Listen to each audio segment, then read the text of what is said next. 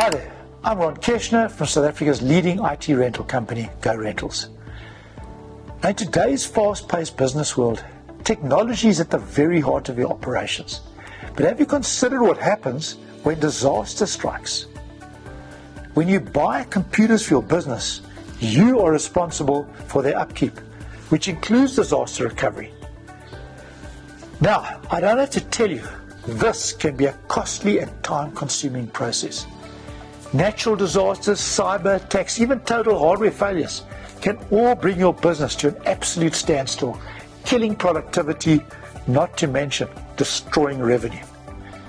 But renting computers changes the game completely. With a rental agreement, hardware disaster recovery and business continuity are both fully included, making sure your operations are protected and fully resilient.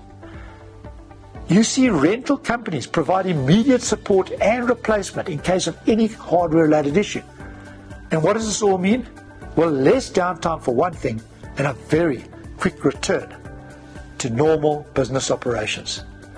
Handling disaster recovery on your own can be seriously expensive. I don't have to tell you this. And the beauty of renting is that it spreads these costs out, giving you a way more manageable and predictable expense, which includes comprehensive recovery solutions.